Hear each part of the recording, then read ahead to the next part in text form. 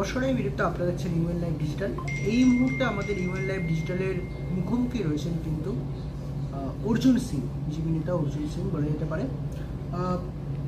বেশ কিছু বিষয় নিয়ে আজকে তার মুখোমুখি হওয়া, তিনি কি বলছেন প্রথমেই জিজ্ঞেস করে নেব তাকে সরাসরি। আপনাকে ইউএন লাইভ ডিজিটালের পর্দায় সরাসরি স্বাগত। প্রথমের যে প্রাথমিকভাবে বিষয়টা সেটা হচ্ছে গিয়ে আরজি কর মেডিকেল কলেজ হাসপাতালের পর দেখা যাচ্ছে 52 দিন পার রাজ্যের শাসক দল ফের কলকাতার রাজপথে মানববন্ধন কর্মসূচি করছে। অন্যদিকে দেখা যাচ্ছে সাগর দত্ত হাসপাতাল থেকে শুরু করে একাধিক মেডিকেল কলেজ হাসপাতালগুলো এখনো পর্যন্ত সুরক্ষিত নয়। আপনার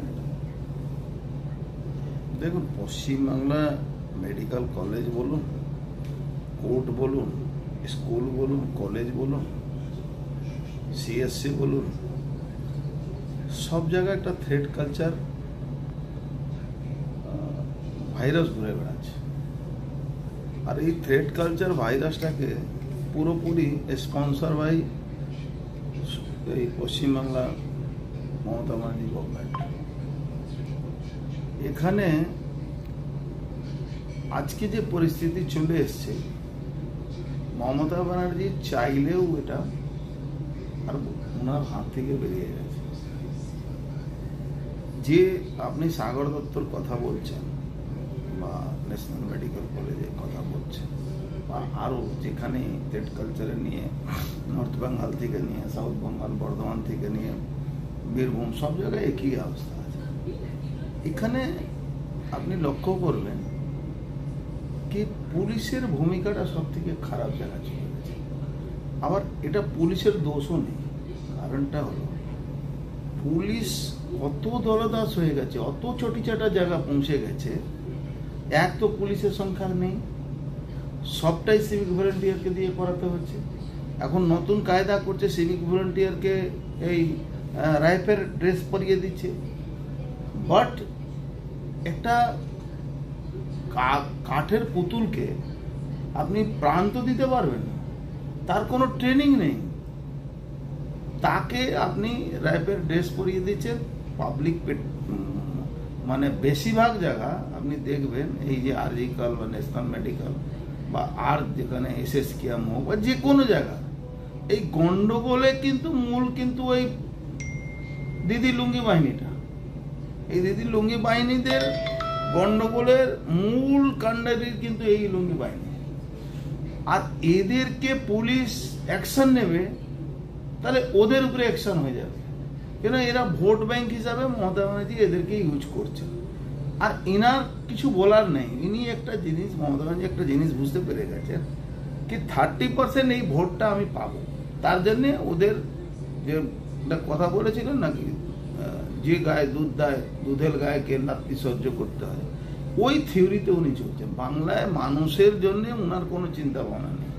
আজকে যে মানববন্ধন বলুন বা যেই আন্দোলন, এখন তৃণমূল নাটক করবে, এখন সিবিআই এই করলো, সিবিআই ওই করলো।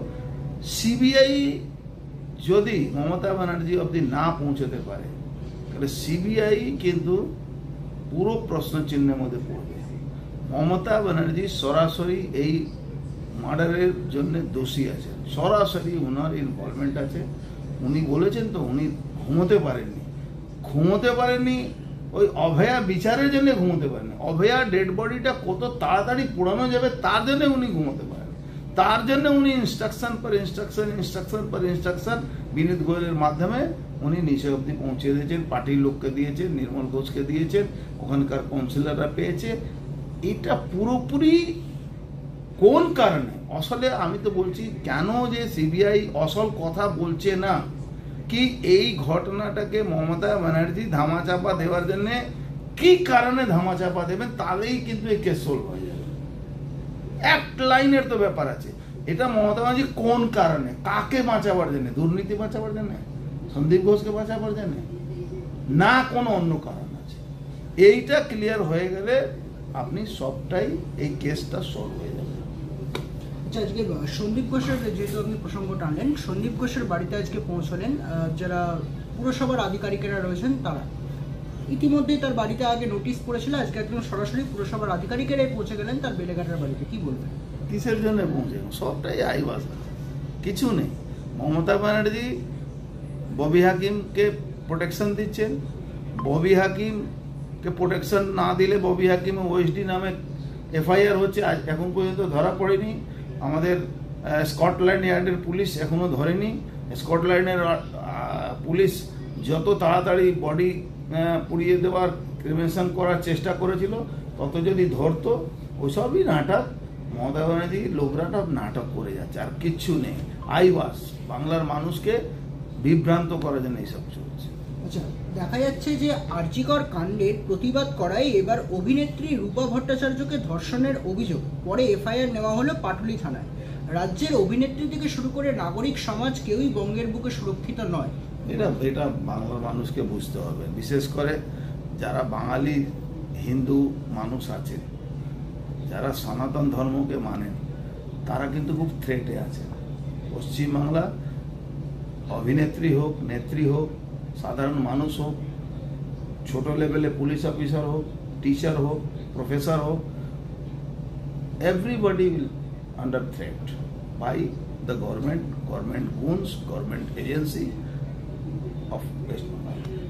আচ্ছা, এবার দেখা যাচ্ছে যে টোটো চালকের বিরুদ্ধে এবার রাজস্থান থেকে বেড়াতে আসা 3 মহিলার ওপর শ্লীলতাহানির অভিযোগ। এই ঘটনাটি সম্প্রতি মালদার হরিশ্চন্দ্রপুরে ঘটেছে। তারা প্রত্যেকে তৃণমূলের কর্মী সমর্থক। কোনো they don't care. মালদা একটা পার্ট, বাংলাদেশ হয়ে গেছে। তার জন্য উনি ইনস্ট্রাকশন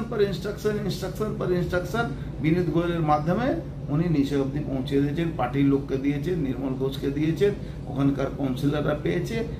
এটা পুরোপুরি কোন কারণে? আসলে আমি তো বলছি, কেন যে সিবিআই আসল কথা বলছে না, কি এই ঘটনাটাকে মমতা ব্যানার্জি ধামাচাপা দেওয়ার জন্য কি কারণে ধামাচাপা দেবেন, তাহলেই কিন্তু এই কেস সলভ হয়ে যাবে।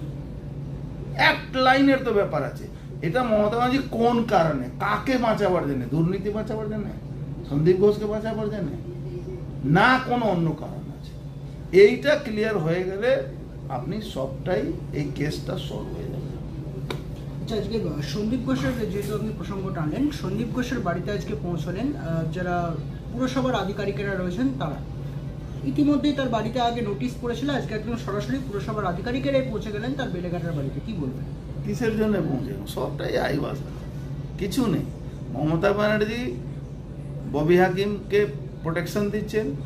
ববি হাকিমকে প্রোটেকশন না দিলে ববি হাকিম ওএসডি নামে এফআইআর হচ্ছে, আজ এখন পর্যন্ত ধরা পড়েনি। আমাদের স্কটল্যান্ড ইয়ার্ডের পুলিশ এখনো ধরেনি। স্কটল্যান্ডের পুলিশ যত তাড়াতাড়ি বডি পুড়িয়ে দেওয়ার ক্রিমেশন করার চেষ্টা করেছিল, তত যদি ধরতো। ওসবই নাটক। মমতা ব্যানার্জি লোকরাটা নাটক করে যাচ্ছে, আর কিচ্ছু নেই। আইবাস, বাংলার মানুষকে বিভ্রান্ত করার জন্য এইসব চলছে। আচ্ছা, দেখা যাচ্ছে যে আরজিকর কাণ্ডের প্রতিবাদ করায় এবার অভিনেত্রী রূপা ভট্টাচার্যকে ধর্ষণের অভিযোগ, পরে এফআইআর নেওয়া হলো পাটুলি থানায়। রাজ্যের অভিনেত্রী থেকে শুরু করে নাগরিক সমাজ কেউই বঙ্গের বুকে সুরক্ষিত নয়। এটা বাংলার মানুষকে বুঝতে হবে, বিশেষ করে যারা বাঙালি হিন্দু মানুষ আছে, যারা সনাতন ধর্মকে মানেন, তারা কিন্তু খুব থ্রেটে আছে। পশ্চিমবাংলা অভিনেত্রী হোক, নেত্রী হোক, সাধারণ মানুষ হোক, ছোট লেভেলে পুলিশ অফিসার হোক, টিচার হোক, প্রফেসর হোক, everybody will under threat by the government goons, government agency of West Bengal. আচ্ছা, এবার দেখা যাচ্ছে যে টোটো চালকের বিরুদ্ধে এবার রাজস্থান থেকে বেড়াতে আসা 3 মহিলার ওপর শ্লীলতাহানির অভিযোগ। এই ঘটনাটি সম্প্রতি মালদার হরিশ্চন্দ্রপুরে ঘটেছে। তারা প্রত্যেকে তৃণমূলের কর্মী সমর্থক। কোনো they don't care. মালদা একটা পার্ট, বাংলাদেশ হয়ে গেছে। ওপেন অস্ত্র বিক্রি হয় ওখানে কোনো আইন শাসন নেই। ওখানকার তৃণমূলের সভাপতি ওপেন মঞ্চে দাঁড়িয়ে বলে গলা কেটে দিতে হবে, পিটিয়ে মেরে দিতে হবে। আজকে সিবিআই কি করছে, যেখানে ডাক্তারদেরকে ডাইরেক্ট বলছে ভরতপুরের এমএলএ তাদেরকে মেরে দিতে হবে, শেষ করে দেব, দেখে নেব, হিন্দুদেরকে গঙ্গায় ভাসিয়ে মেরে দেব। কি কি করছি আমরা?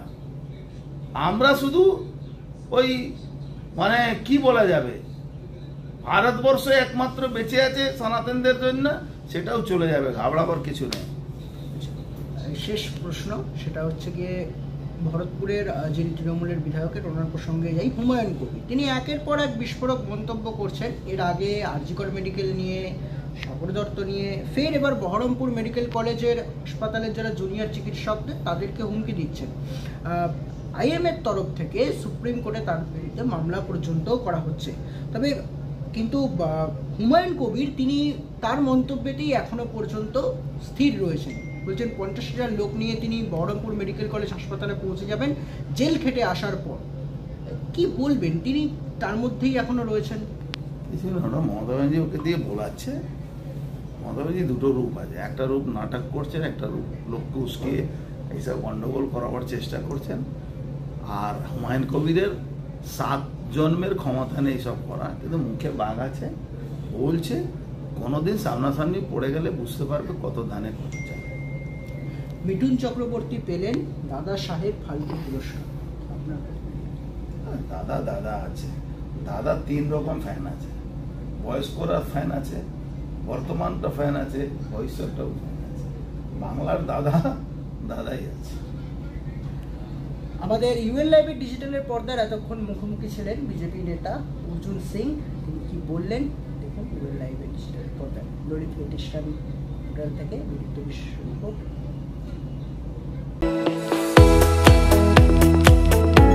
আপনারা দেখছেন ইউএন লাইভ, বাংলা খবরের শেষ কথা।